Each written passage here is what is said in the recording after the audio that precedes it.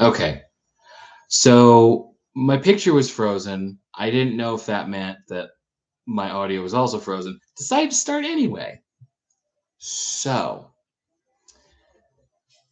I tell this dragon rider player that their dragon gets a new psychic power every other level. And these psychic powers were pretty clearly not meant for players, but I am dedicated to the idea that players should get to have cool, powerful things. And because I am a healthy GM, whenever the player goes, "Are you sure that you're cool with this?" I go, yes, I'm fine, it's okay. The ability that they got after their last level up was the ability to teleport an enemy, and they spend a certain amount of charges for a certain amount of feet that they teleport this enemy. When I first saw it and was asked, "Hey, are you cool with me doing this?" I was like, "Yeah, sure." And this time, I had thought, "Oh, you're going to move enemies into positions that they wouldn't normally be. That's cool. That's interesting." What happened was this Dragon Rider player heard that priestess speaking to her other allies, saying, "Hey,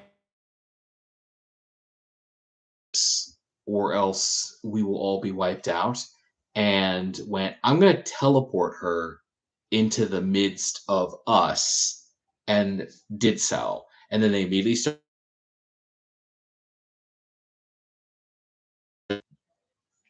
The Dragon Rider was like, "Oh, I'm going to have." That's weird.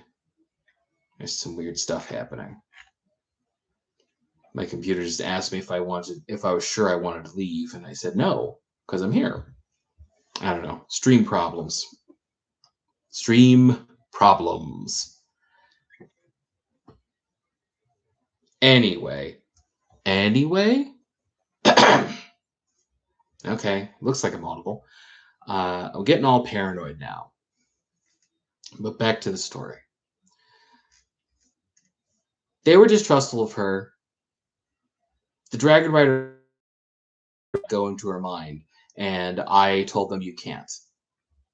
Spoilers, if any of my players are watching this and want to preserve the mystery, don't listen to this.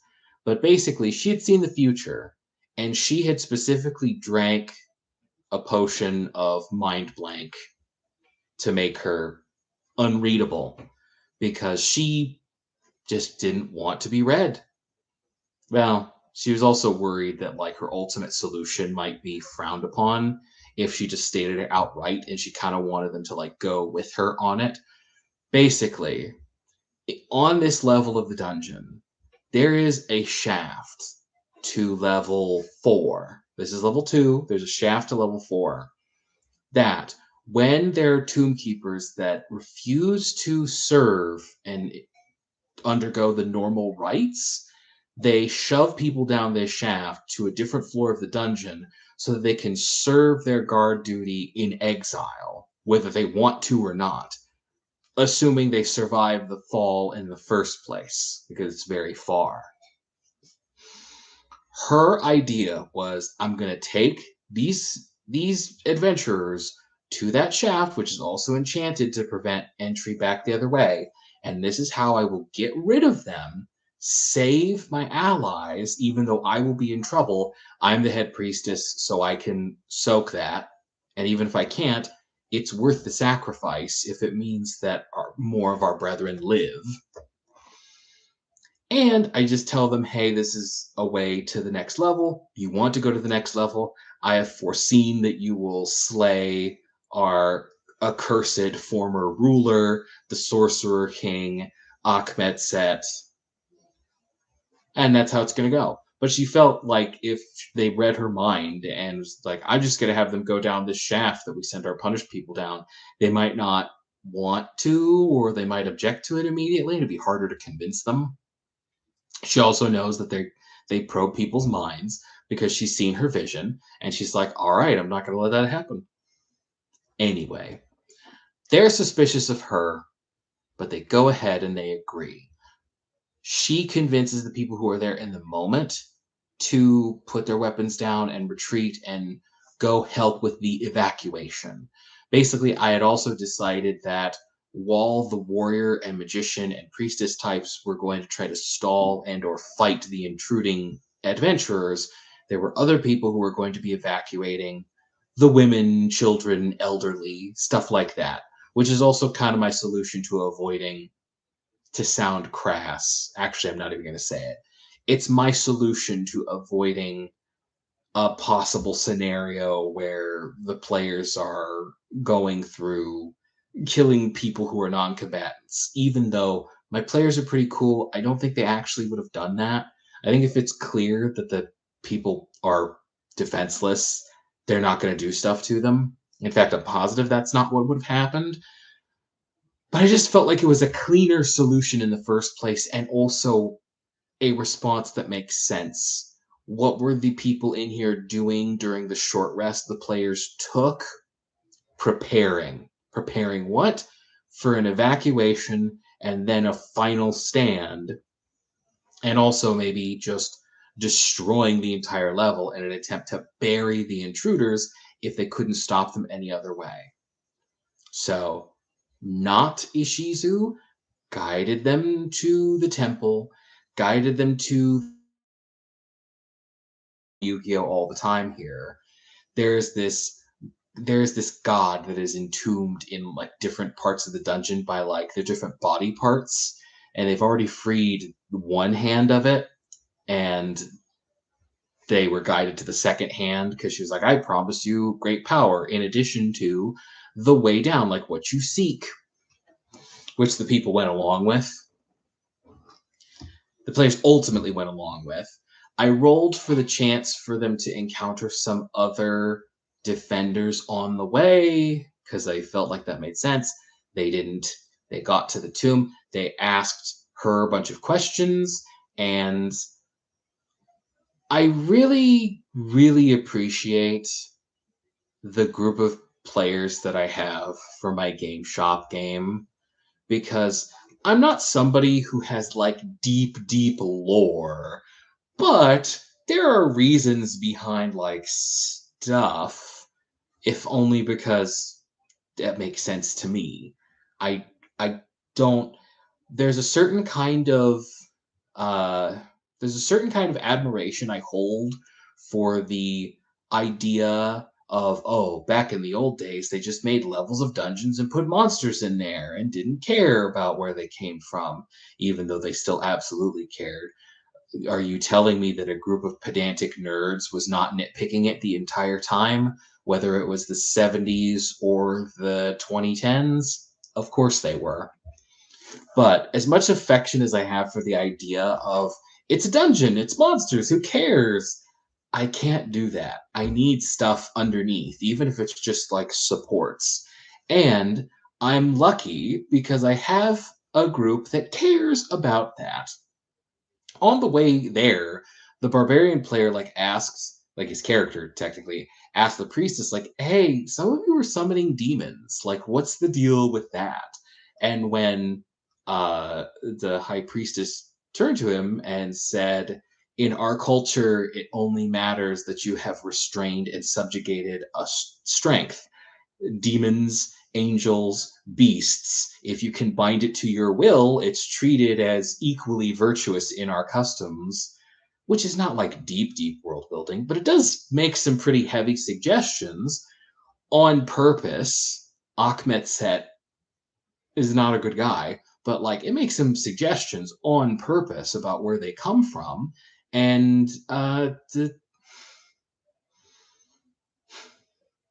it's maybe a little silly to be emotional about such a thing, but like after she gave her answer, the dude like turned to me and said, "That was a pretty cool explanation. It makes sense." And like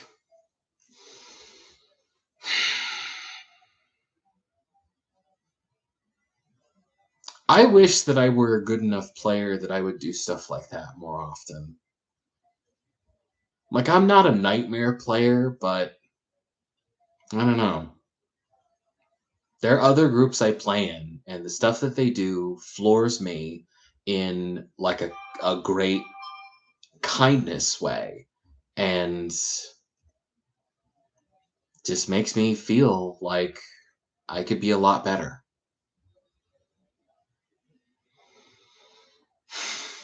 Anyway, and they had other questions about other stuff, and she had answers, but eventually I wanted to make the questioning phase like not take too long. Here is some semi-advanced GMing. Not letting things get bogged down in a specific way. Because there was a point where they got to the temple and they freed the I think it was the left hand of the Forbidden One, but I'm not calling him that. I don't want to make it too obvious. Even though there are a lot of references that I could make that just like they wouldn't get, I just kind of assume that we all have the same background, but like one of them hasn't even watched Naruto. Who hasn't watched Naruto? Plenty of people now. Anyway, so there's a point where they were there and they were one asking a lot of qualifying questions about different things, which is fine.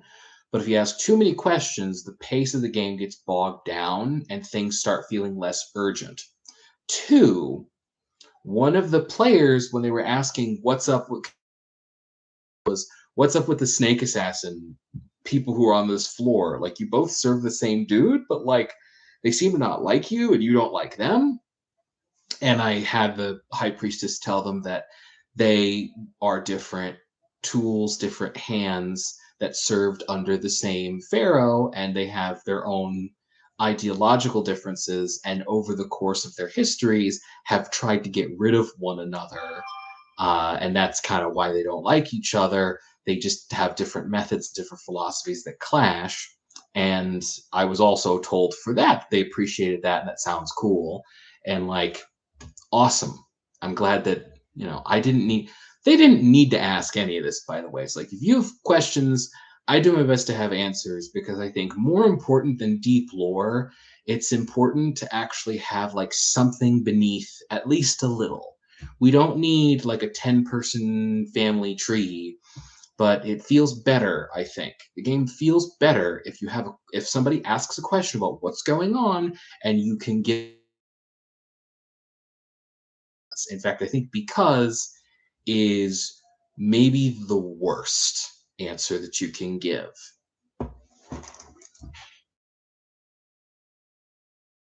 They were asking a bunch of questions, and there came a point where one of the players was like, "Hey, you to leave, and there's already an evacuation going on. You don't like the snake assassin people. We don't like them either. Hey, everybody, do you want to backtrack and fight the snake assassin people?" And I did not. It's gonna feel bad if like they just traipse back the way they came and then take the other route, even though I have the snake people and stuff. Um, so basically, there was a point where it looked like we were going to get kind of bogged down in backtracking, and it also felt like it would kind of dampen the moment. It was like, oh, there's this evacuation, and I have led you to this other entrance that you can take. The player's just going, we'll just turn around, actually. Don't worry about it. Kind of bogus. And so I did, and also they were asking a bunch of questions, which was also kind of slowing things down, even though some of the questions, I'm fine with some of the questions, clearly, but I don't want it to be we're just gonna have like answer question time for like 20 minutes. Like that's too much. At least it's too much to let the game still feel urgent, which in this case I wanted it to feel a little urgent. So I did two things. And they were just kind of off the cuff, and it's not something you could really teach. It's just kind of something that happens, which is one, when they were talking about backtracking, I had the high priestess say, the evacuation is finishing as we speak. You will not have time to simply leave without running into other people, and to me that you will not hurt anybody, you will stop hurting people. And the players cared at least a little bit about that. And thing number two I did was at one point where I felt like we were kind of getting bogged down, I said, okay, time is passing and things are urgent. I will give you two more questions to ask before you need to move on. And I think I counted the question that the person had just asked as like one of the questions, because there were a bunch of people asking stuff. So the players could have said, well, we don't care, we're just going to turn around anyway, right? Like I didn't force it, but I did make it like, okay, you need to choose. And quite frankly, that's something that happens quite a lot. And I think like just I'm realizing in real time that that's definitely a GM skill that you need to develop. Having circumstances that push the players into action in stories, right? In movies and TV shows, you will typically have things happen that kind of shove the people into stuff. Now, it's important to not take away players' choice, but it is important to kind of, kind of push when we're on the precipice a bit. In this case, it's like, okay, things are moving. You don't have all the time in the world. You either need to take this shaft entrance to the next level of the dungeon, or you need to backtrack and be okay with the consequences. But you need to pick, because players will sit around talking about what we should do, what we should not do forever if you let them. And it's okay for them to talk a bit, right? Talking about what to do is fine, but it's also good to move things along when you start kind of wavering. You want to keep things moving, not taking things away from them. And oftentimes, when players see something that they think is suspicious, they will also stall out, and it becomes important for you to kind of push, which immediately came up because they just, I said, okay, only two more questions, and I'm counting that one as one. Hey, the evacuation, as far as she is concerned, is almost done, so you either have to take this or whatever. The players just asked one more question, went ahead, went down. They found a room. They wanted a short rest. That was another thing up top. Someone was like, the monk player was like, I want to meditate for like 30 minutes and get like my key points back and stuff. And I didn't want them to like sit there. And I even had the high priestess say, well, you can't stay here for that long. You need to go. But they went down. They crashed into like what would have been a hidden room if they had entered from another way. And there were skeletons in here and sufficient ambiance. They took their short rest. So time passed. I rolled for an encounter chance. There wasn't one. Then they proceeded forward. And the first room that they ran into, I was kind of proud of because it sounds like a really cool room. Tell me in the comments if you agree. I might even have the notebook it's from handy. And I'll awkwardly shove it up to the camera, perhaps. No, I won't do that, actually. But they basically came to the next floor, and then when they left, the first room that they came to had these double doors that they checked and they opened. And then beyond those double doors,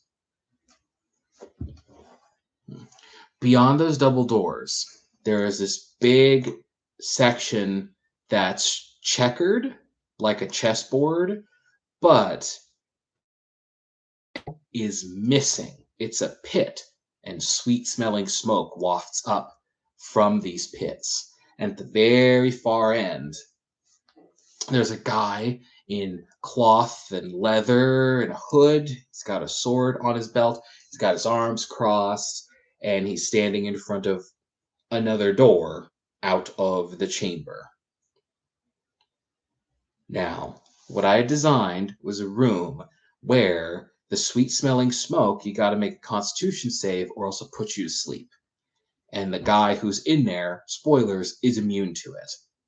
There are like little salamanders, which are these big red, like fire lizard beasts with snake tails. They're not salamanders at all, but they're called salamanders for whatever reason. There are these salamander monsters hiding in like 3 of the pits, and the pits themselves are like lava. They burn really badly. So, my idea is that people are going to be hopping around in this room. They're going to be fighting this guy and these other creatures. There's a chance of falling into the pit, and if you fall asleep, maybe they'll even throw you into the pit or knock you in there. Dangerous, cool. I think it's a great room. So, in the part of the stream that I did earlier, I talked about that Dragon Rider and his new psychic ability that lets you teleport across.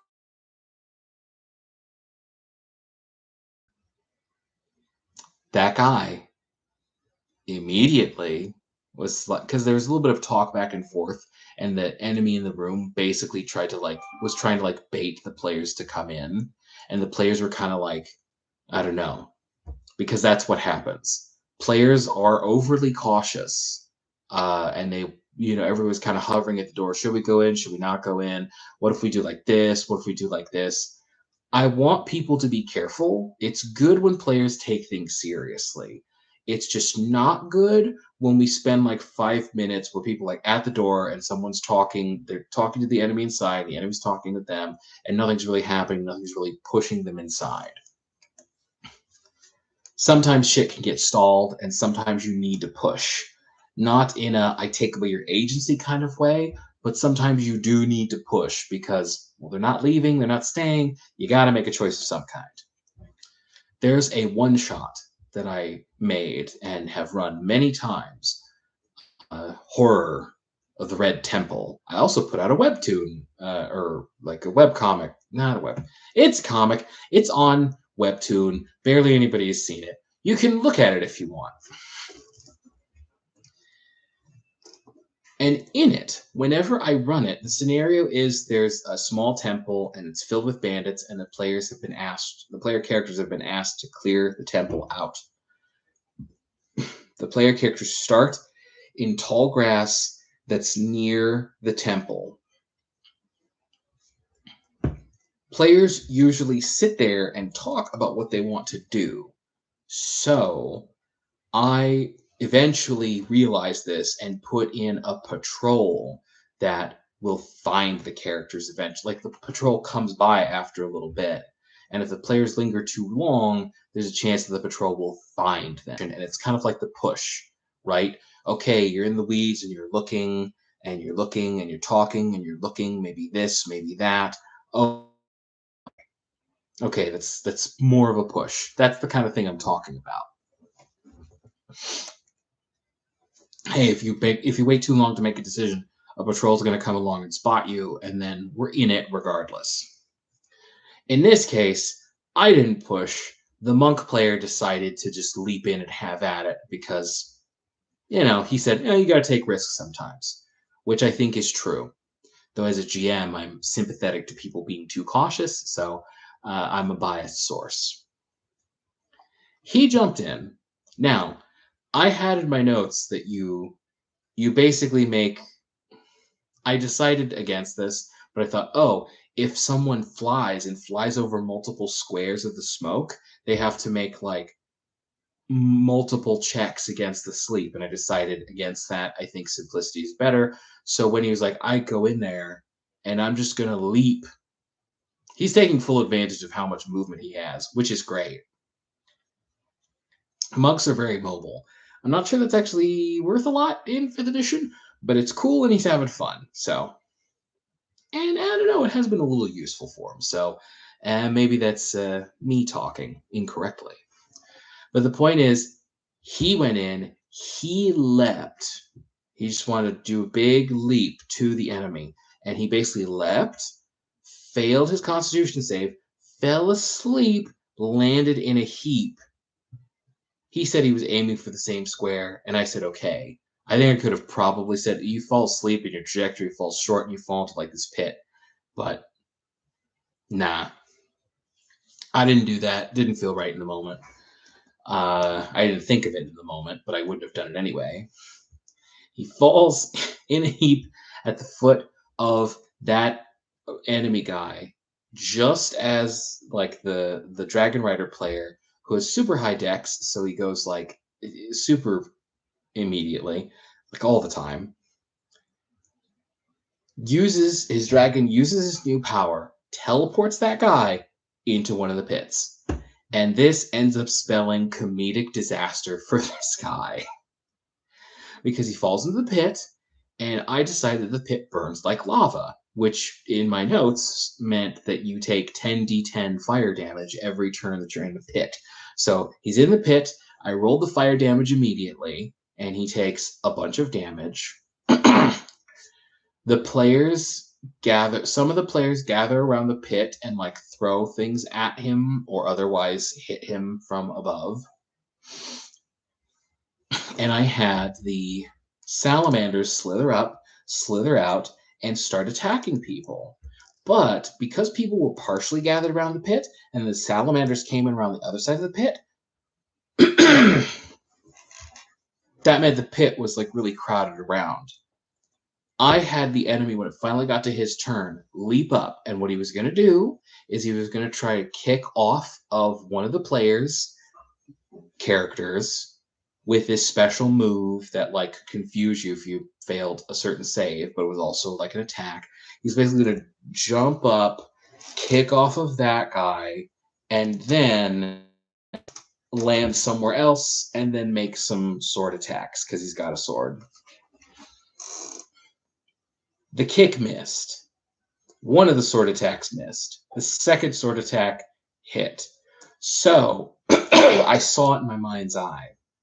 And I described how he leaps up. He thrusts his foot out. It whooshes past. He then spins around, draws his blade, and swings, barely missing. And then he moves, making himself flat and turning his momentum into another attack, swings, and he gets a grazing shot at you. The sting of the cut is nothing compared to this electrifying sizzle up and down your body of necrotic energy. And then he falls back in the pit. And I thought it was, I did it and I thought it was funny. People enjoyed it. He did a bunch of damage with the one of his 3 attacks that connected. So it made me feel good that one of the players was like, oh, I'm glad he missed the other 2. That was pretty rough. Here's the thing.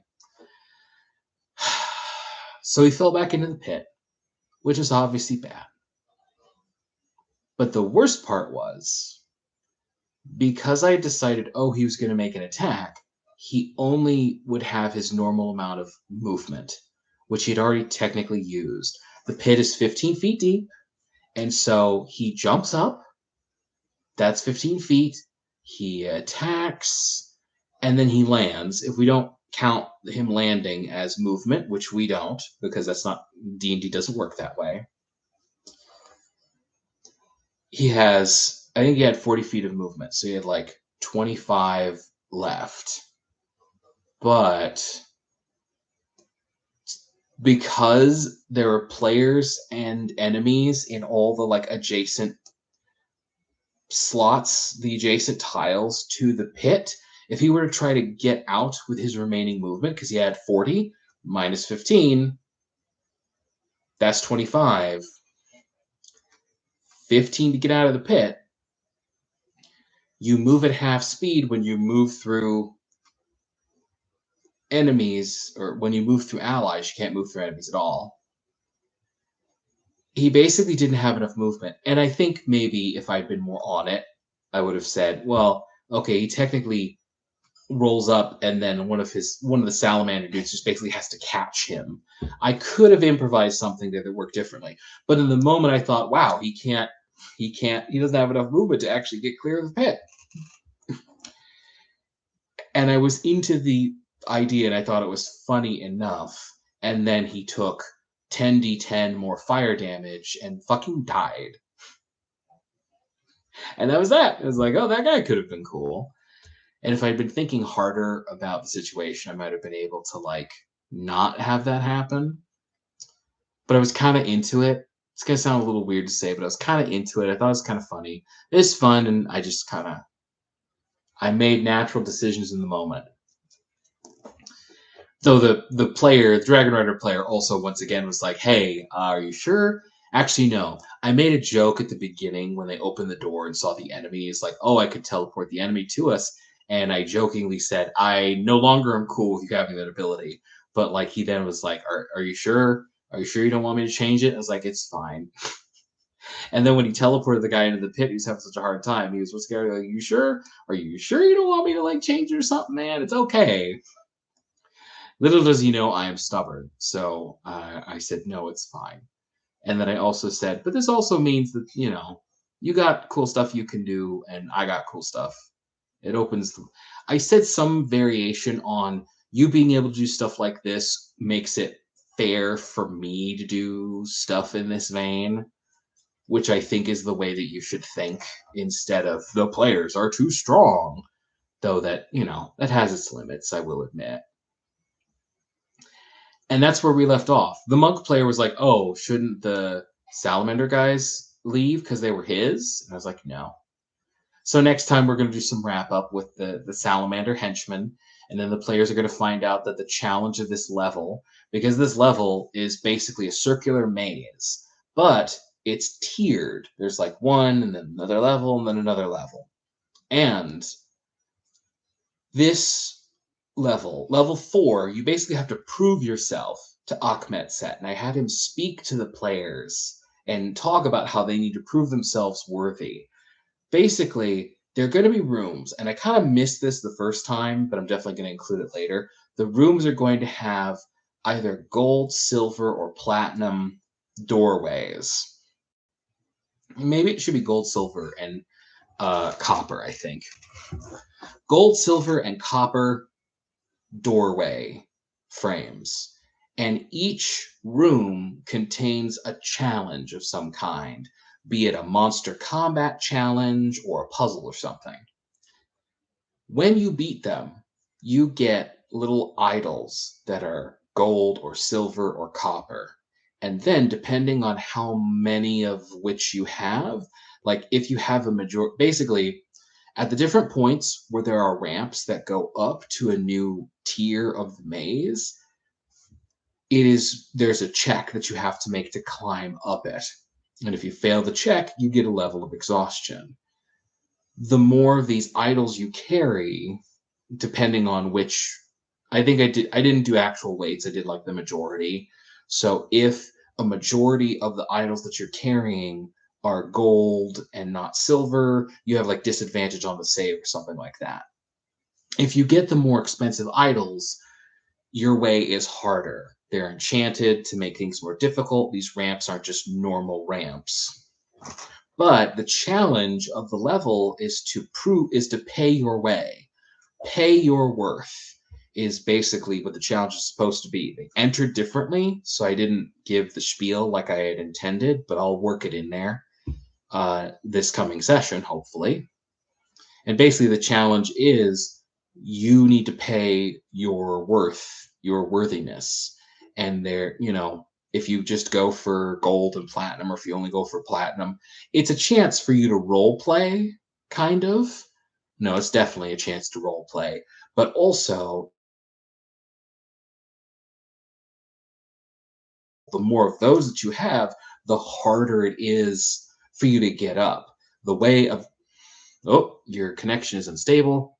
Please wait while we try reconnecting. I will vamp until I see that go away, and then I will finish my point that I was talking about. And then we'll talk about ninja stuff. All right, it went away. So basically, the idea of the floor is, the more gold and platinum idols that you collect, the harder it is. The way of the champion is more exhausting. But if you cheap out, I don't think my players will find this out, but if you cheap out and just get nothing but copper idols and go, ha ha ha, this is so easy, you will be cursed instead of being allowed through. Like Akhmet-Set will not let you through. He'll be like, cheap ass nigga.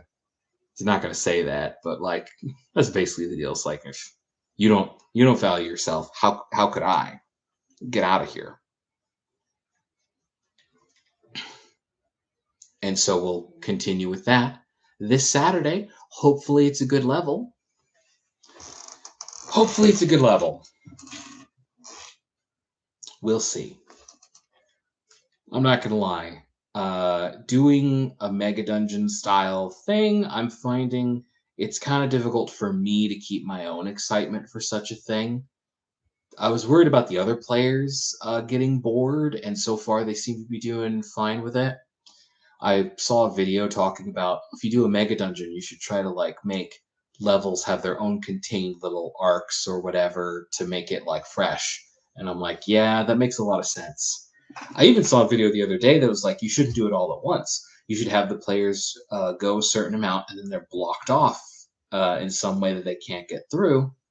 And so then they leave, and then maybe out in the world they discover the like rune stone or whatever that will get them to the new floor, and then they can go back if they want and explore more. And I was like, that sounds like a fantastic idea, man. I really like that. Good job. If I were a better person, I would have had your YouTube channel that I could shout out. But spoilers, there's a guy that said that, and I was like, I agree, man. Anyway, Sunday, we did more ninja nonsense. There's this set of one-shots. They're interconnected, so I guess they're technically not one-shots. They're 5-room dungeons. They're layers in this ninja castle, and they belong to a ninja master each. My players, Sunday, my friends from Sunday, were kind enough to play through this stuff because I'm going to refine it and release it for a thing that I am going to make a video about, because that's the deal. Like, it's 5-room dungeon jam. I'm going to show up. I'm going to be like, I made 5-room dungeons. What did you do? And then when someone goes, made 1, but gave it love and attention and care, I'll go, shut up, idiot. Why don't people like me? And then, that'll be its whole thing. Last time, they chose to face the Master of Fire. And they were facing the Master of Fire. They had done it. We started the session in the Master of Fire's workshop because the first one-shot took slightly too long. So now every time we come back, we're starting at the last part of the person they're finishing up, and then we go to the next like ninja master that they're choosing. The Master of Fire wrap-up was pretty cool because it was her workshop, and so people were better at looting this. I think the loot was more obvious. People were looking at it. There were a bunch of fireworks and explosives and gunpowder in the workshop, but there's also this dragon statue that if you touch it and you don't disarm the trap on it, it breathes fire and it hits the explosives and the place basically just blows up. Nobody made that mistake, but people saw the dragon statue and one person discovered the trap in it and was like, I'm super not touching it.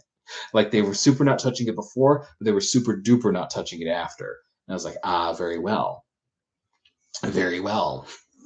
Now, spoilers for anybody who ever looks at this or looks at these things. So if I ever use this out in the wild, please be polite and pretend it's a surprise. I thought it'd be really fun. The Master of Fire is actually the first one of the 5-room dungeons I wrote, funnily enough. And I think it's pretty good, personally. So, I thought it would be fun if, after 2 rounds of exploring the place, exploring the workshop, and picking up what you want, which people did, if the Master of Fire, having already been defeated, comes up the stairs and then says with a wide grin, let's all go to hell together, shall we? Because she's dying, basically. And then she would smack the wall or the railing, and then a bunch of compartments in the ceiling would flip open, and then a bunch of explosives would have one turn to escape, or else they just all die. This is the top of the tower. Something that I don't think was quite clear to the players, but worked out. This was actually so good. This is the top of the tower that she lives in. And on all four walls, there are these big hatches that if you open them, I think you need to pull them open. If you open them, they look out to the sky, but you're high up enough that if you jump, you die. It's too far to jump, even to like close by rooftops. Furthermore, the first room of the dungeon ends with it getting lit on fire because of the explosives and the ninja throwing around fire. And so the fire is burning up the tower as you are going up it, so you can't go back down either. Among the other things in the workshop is this big paper kite that like a person can fly on. Because like it's ninja stuff. It has been cut by a sword, so it's damaged. Someone, while exploring the place, found the kite and was excited enough about the prospect of flying that kite and flying on it that they started repairing it. It couldn't have gone any better than I had hoped. I could have hoped. So when this happened, they had that kite and they were immediately asking, like, oh, could this kite support all of us? And I was like, well, no, only one person could slot into the kite. Someone else came up with the idea of, oh, what about rope? What if what if we tie rope to one person and then everybody else holds onto the rope, and then the other guy, whoever's on the kite, is just like on the kite. What stat would you want for like guiding the kite? I was like, well, I think I would want strength because you're fighting the air current. I basically ended up saying you'd be descending quickly, so the kite would be more like a controlled descent to somewhere than like actually smoothly escaping. And then somebody, I forget who, was like, was there a moat or something like that? And there absolutely is. And so I was like, yeah, there is. And so basically honestly, it was almost as good as I could have hoped for that to work, because people were worried. People did the kite thing. They found the kite and repaired it in the first place, which I could not have counted on. What they would have done had they not done that, it would have been pretty exciting. But they all like scramble together and they get in this kite and they go through and they fly away. And basically I had in my mind, and I told them, okay, first I want the check for the person who's in the kite to stabilize. And they made that check. And I was like, okay, behind you, the tower explodes. I want strength saving throws from everybody who's holding onto the rope to hold on. And most people made it, some people missed it, and in Shadowdark, you can give people your luck token. Everybody gets one at the start of the session, and it's just a reroll. You can give them to other people, and people were throwing luck tokens at other people trying to save. No, we gotta save you or else you're gonna fucking die. It was amazing. It was amazing. It couldn't have gone any better. It was fantastic. They looted the hell out of that workshop and they flew away. Some of them almost died. I wanted a higher check for gear slots for your inventory. And I'd said, hey, I want a 12 or better if you're holding on to just a normal amount of stuff, but if you've maxed out your slots, I want a 15 or better. And some people, like one person asked, hey, can so and so like just let go of some of what they're carrying to like make a lower save? And I said, sure, because yeah, sure, you'll get less treasure, you'll get less loot, but you will. And I think that's really cool. I just had a cool vision in my head of the whole thing, and it worked basically the way I wanted. Very happy with that. They got away with a ton of loot, which they sold for money. They got enough experience to level, which was great. In Shadowdark, you get experience points from loot, discovering secrets, and acquiring boons. So they got a ton of loot. They leveled up. They bought a bunch of stuff from the merchant they didn't have any money to buy from before, so I'm sure that was fun. And then they made their next Ninja Master choice. I believe that my audience, because I put up little polls on my community tab. So on my community tab, I put up a poll. Which one do you think they'll do next? Between the Master of Blades, the Master of Hands, and the Master of Poison, my audience thought Master of Blades. They went with Master of Hands. They're really avoiding the poison guy, though they are much more avoiding the Blades guy, because I ended up telling one of them, like, my Saturday group tried the like Master of Blades one, and it killed them. So they're nervous about that. I'm like, let's leave the Blades guy for last, or the poison guy for last. I don't know. So they chose the Master of Hands, and we did that. And the first part of it worked out really well. In fact, the first part worked out just about as well as I could have hoped for my design. Spoilers for the Master of Hands and their lair, if you really don't want to know. I keep on wiping the wrong eye because it's reversed in the visual, in the camera. But basically, the Master of Hands. The first part of the Master of Hands lair is this walled off, what looks like a Zen garden, but it's actually quicksand. The door to the garden is locked and trapped with an explosive. The tiles on the top of the walls are cracked, which means a bunch of them appear on Dropout from time to time. Kidding. A bunch, they're cracked, which means it doesn't even make sense. It's cracked, which means anybody who climbs up onto the tile of the upper walls, I have you roll a d6, and if you roll a 1 or a 2, you slip off, potentially into the quicksand. When people spied on it, like, what's in there, I told them that there is a bunch of sand.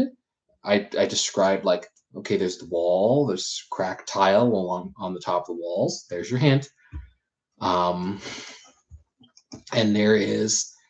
there's a bunch of sand with rocks set in it, and there's a woman on top of one of the rocks. There's hint number 2, raking some of it, and she's robed in like blue and white, and I had like a game piece. I used Chiome from Red Ninja End of Honor because, I wanted to. And basically, one person said they were going to start climbing up over the wall. 2 other people like, we're going to sneak around here and climb up onto the wall. And then some other people moved around to the door. Okay, so the 2 people who were sneaking around gave me their stealth checks. They made it. They went up onto the wall. I had them roll. One of them rolled a 1. One of them rolled a 2. Slide off the wall into the quicksand. And even better, one of the players asked about the sand. They were on to me, but they had already said they were going to like go up onto the tile. And they were like, oh, and what's up with the sand? Like, I'm going to scrutinize it. And I was like, well, that answer may make itself apparent in a little minute here. If they hadn't rolled poorly enough to fall, then I would have just answered this question. But instead, they're on there, they slide, they fall. They fall into the quicksand. Another person who gets onto the wall doesn't slide. Initiative starts as the woman on the rock reveals herself to be one of the ninja and starts to attack. The players who are near like the door, the proper door to the place, one of the players, thankfully one with a lot of hit points, tries to open the door and I'm like, hey, it's locked. Also, rip. I don't do that. I just tell them also something happens and there's an explosion. He's like, oh, okay.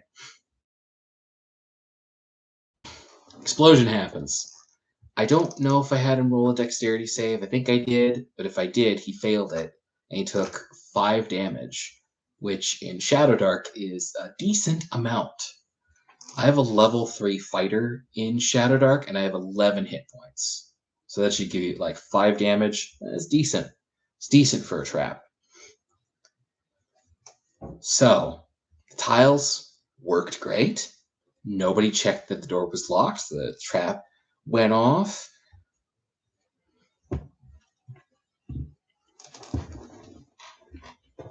I'm going to lunch with Amy. Oh, cool.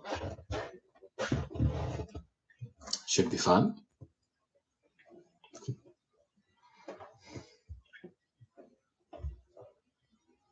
That was my mom. I live with my mom. Yes. Hold your applause. Honestly, regardless of the like cliche or how people feel about dudes living with their moms, I'm not gonna lie. If you have like a parent or parents who are older, I think living at home with them where you're available to help them is far from the worst thing in the world. I'll just leave it there.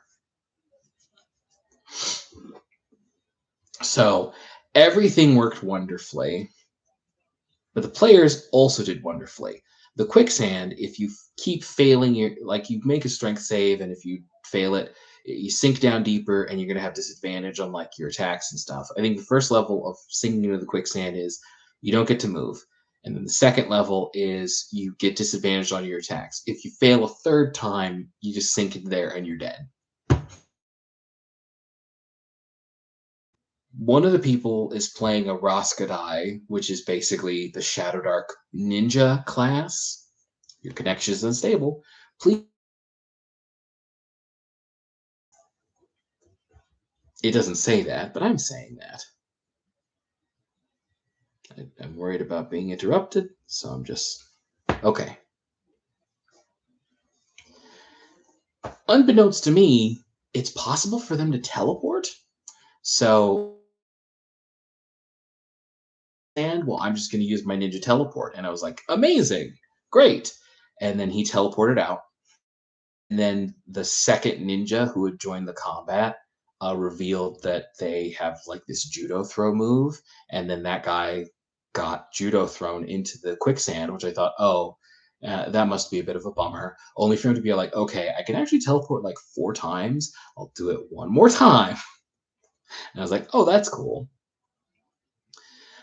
There was a great confluence of player actions that I'm just going to share because why not? So one of the people who had slipped into the quicksand basically used their grappling hook to kind of lash onto the woman enemy who had initially started the fight. He tried to like pull her into the quicksand. She succeeded in like staying on top of her rock.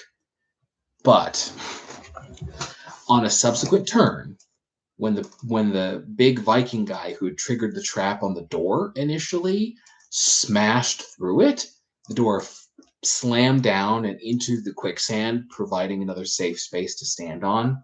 And then he ran and made this like leaping, powerful slash. And because the ninja that he was leaping at was still partially tied to another player, she couldn't like jump away, basically. So she just tried to meet him head on and failed. Slash, bow. It was a great moment. A great moment for the player, because the player also felt a little bad, like, oh, I didn't check if it was locked and I triggered that trap. So it was a cool, like, come around moment for Mr. Viking guy. Something else that I like about Shadow Dark, but I also try to emulate it in any game that I run, lower hit points. I once was playing in a game where the hit points on some enemies in a fight was low enough that when I was playing a fighter and I action surged, if I dedicated my whole action to it, I could kill one of the enemies. And other people would take them like 2 turns to do so. And that really opened my eyes.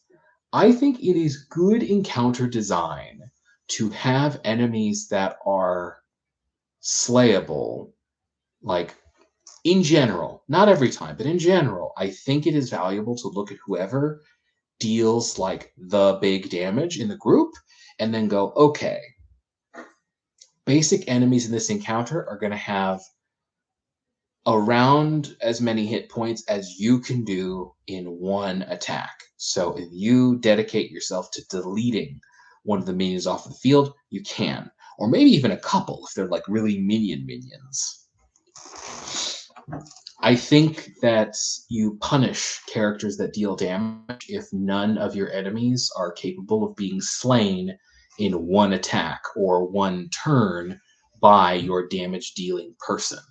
If you just have a bunch of big sacks of hit points and everybody's making down payments on the enemy's defeat, but the fighter gets to make the biggest down payment, it's no good. It's whack. Anyway, Slash, she went down. The second ninja who had joined this fight went down pretty quickly after. Great. That one worked great. The next room could have worked better, specifically because I didn't give all the information immediately. The next room is this room. It's got 4 statues, it's got a rug, but there's a pit in the middle of the room that has a big iron tongue in it.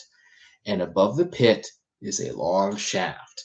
And at the top of the shaft, mounted to a doorway or like a swinging hatch, is a big iron tongueless Oni head. And the idea is the 2 really strong players have to pick up the tongue, get it up into the shaft somehow, because there's like 10 feet between the top of the pit and then the start of the ceiling shaft. And then when the 2 players are like hauling the tongue up, there are trapdoors that open and ninja attack through them, potentially knocking you down and making your life difficult. Furthermore, when you put the tongue into the head, the door swings down, and then you have to make a save to not get hit by it or to hold on, or else you fall to your death.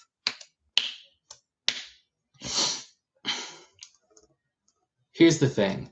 I thought it would be interesting or fun or whatever if I didn't describe the top shaft until someone looked up, which did not happen. Eventually, someone said they were looking around the room, and I felt like that's a good excuse as any. And that's extra time. We only made it through 3 of the 5 rooms instead of our usual 4, and I think it was because of that time lost. Like, we were really close to beating the 3rd room when we eventually like ran out of time for that day. And I think it was specifically because, we lost like a few minutes on people looking around the room and going, oh, this, oh, that, oh, I don't know. I think that unless you're playing a game where the whole point is you want players to puzzle over things, maybe for as long as time it takes, I think it's better to keep things moving and make things reasonably obvious, right? Like in this case, if I told you about the shaft as well as the pit, you still have to figure out how to get it up there. Like I don't solve it for you. I just give you all the pieces immediately. I guess what I'm saying is it's better to give all the pieces immediately, usually, instead of giving part of the pieces and then needing the players to figure out part of the pieces again and then a solution. Unless your game is about that, which I don't think the typical game is. Eventually, that happened, and they were, a couple people were like, "Oh, let's use ropes and pulleys to try to get the tongue up there," which is not what I had suspected. I had figured some strong people would try to do it. They did it differently, but that's cool. The thief and the ninja characters went up the shaft to try to hammer in iron spikes to tie the ropes to, and that is when the ninja revealed themselves and attacked. And they had a fight. One of the ninja got knocked down, and despite falling damage, still lived, but he fell right in front of the Viking dude who finished them off. There's a witch character in this thing who I didn't talk about, but in the second room after that trap, like basically shoved a mushroom into the Viking dude's mouth and healed him for the damage that he had taken, which one, clutch, 2, what a witch thing to do. Eat this mushroom. Like the Viking player even joked, this is like my last birthday. I got blazed and then ate a mushroom. It's fun. It's cheeky. Anyway, second room, after they dealt with the ninja, the person who went up to the top of the shaft made their save successfully when the thing swung open so they didn't fall to their death. And then people moved up to a room. That room worked pretty well other than my own execution, which, I can just do better next time. The third room is basically an attic. There's a ladder that the characters come up, and then there's rotten floor mats between them and a ladder that goes out to the fourth room. These floor mats are rotten in such a way that if you walk over them twice, they break. So it's a bit of a puzzle. I described some gold statues on little platforms to either side, and I think people missed them. But, you can miss stuff. That's fine. One of the players, the ninja player, immediately puzzled out, okay, if you stand here, and if you stand here, and if you stand here, and if you all walk like this and this and this, then we can all get across without having to touch it at all. And then there was one player who was there who was like, what if you can teleport? What if tie a rope to something over there and then we just shimmy across the rope instead? And then ninja player was like, yeah, okay, yeah, that actually. He teleported over, was about to tie the rope, but then ninja, whoop, attack. Side tangent. Once upon a time, when I was making my initial ninja castle concept, I had intended for there to be ninja who would just ambush you through trapdoors and things. And I had been thinking about, okay, where do these trapdoors lead? What if the players find them and get them open? I gotta make sure that it's totally fair. I watched a video during, sometime later actually, where it's an old D&D adventure that talks about how in this place there are secret passageways that rogues pop out of for sneak attacks, but the players just aren't allowed to take advantage of them. And I think it's kind of funny because sometimes you'll be building something and you'll think, oh, we have to be 100% fair and turnabout is fair play. And then you'll read other old school adventures and it's just yeah, the enemies get to do this thing, but the players can't because I said so. Anyway, I just think it's kind of funny. And I also think there's some value to be had there because sometimes it is better in design to just say no than to give a reason. Because if you give a reason, that's something that players can quibble with. I remember there's a famous adventure that I'm not going to name for spoiler reasons, but in this adventure, there's a place where if the players enter it, they just get mind washed and that's it. Your character's gone. Brainwashed, mind washed, brainwashed.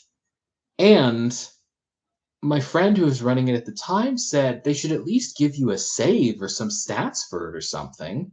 And I turned to him and I said, well, if you did that, then the players could beat it. That's not the point of it. This is an instant game over room. And if you give stats to it, then people can fight it or beat it. And he just kind of, oh, okay. But I think that it's a little silly. And in my case, if you go into one of these secret passages, it will take you somewhere. But I do think there is value in going, hey, as a player, you just can't make use of this the same way that the people who live here can. I think that's reasonable, and sometimes it's good design than leaving everything open for everyone. And furthermore, it is sometimes good design to just say no than to give a reason, because a reason can be argued with. Anyway, they beat that. They were in this floor room.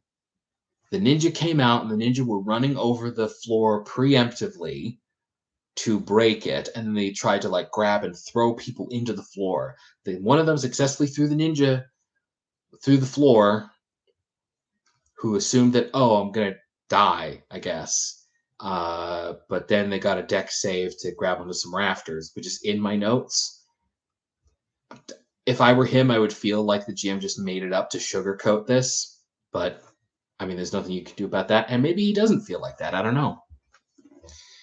Because they had used some of the firecrackers that they took from the Master of Fire's workshop. One person did, to destroy the floor under one of the ninja who had fallen. I didn't roll a save for him at the time. But then when the player fell through, I rolled a save for him, and then I rolled a save right there for the ninja guy who didn't make it. So he's like, oh, you fall through, you grab onto a rafter, you look, you see the mangled body of your foe below. Maybe it worked, maybe it didn't. 8-9. You know. Anyway.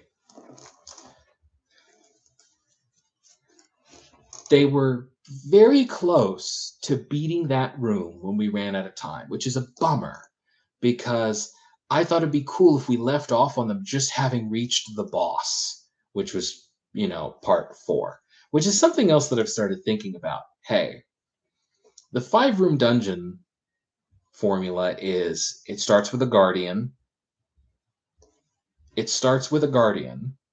So usually a big monster, but it could be like an environmental hazard or something that explains why not everybody enters this dungeon and gets into it. Then you have either a puzzle or role-playing opportunity. Then you have, in another room, you have a setback, which is more nebulous, but it can be used as a chance to double down on the kind of gameplay that your players like most. It can be just like a hitch, a twist of some kind that changes what's going on, or otherwise a setback, something that sets you back. Room 4 is the big boss fight, and then room 5 is supposed to be the I'm not gonna lie, it kind of feels like number 4 should be, or no, you fight the boss, that feels like the end. Like I've literally had, when they defeated the Master of Fire, I just had the sliding door to the workshop just slam down in front of them. And I've kind of been doing that with the other things too, because I feel like once you beat the boss, you just go, all right, we beat the boss. And then you just leave. Though I am realizing right now that if there was some kind of item or object that you needed, and you didn't get it from the boss, maybe that would help. I don't know, actually. I don't know. I'm questioning my revelation in real time, so I guess don't listen to me. Don't worry about it. I don't know who the fuck that is. I don't know. Something to think about. But basically, we were really close to the end of that, and so this Sunday is Easter, so I'm not available and I can't run shit, which is unfortunate. I hate to break momentum.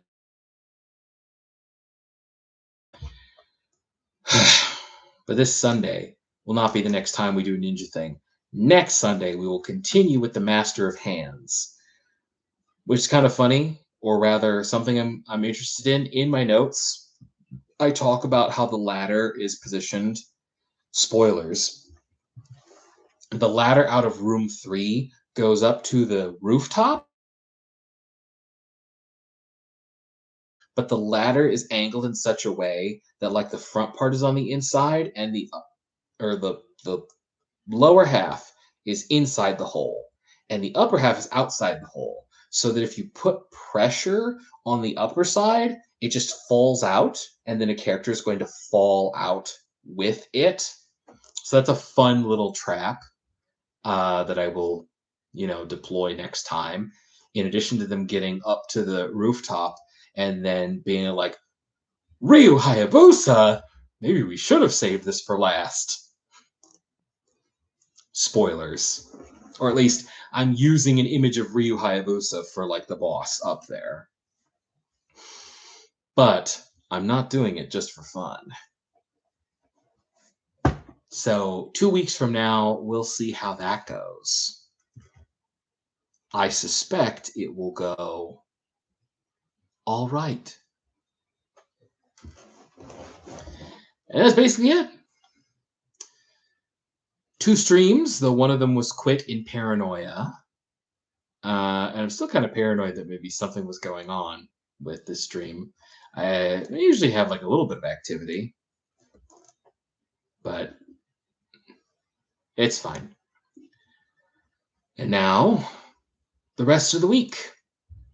I'm going to put a wrap on the episode of Gargoyle Keep that my series Treasure Takers. I split into different seasons that have adventures for their titles, and this one is Gargoyle Keep. I'm going to put a wrap on Gargoyle Keep episode 3 today. It's confusing because there are 4 Treasure Takers episodes. I'm going to put a wrap on... It is there? Yes. I'm going to put a wrap on that today, if nothing gets in my way. New Robin Goblin coming tomorrow at some point during the week. I'll flesh out more of the maze dungeon for my Game Shop group. I'm just going to get into some other stuff. And that's going to be it for this week. I'll catch you next time.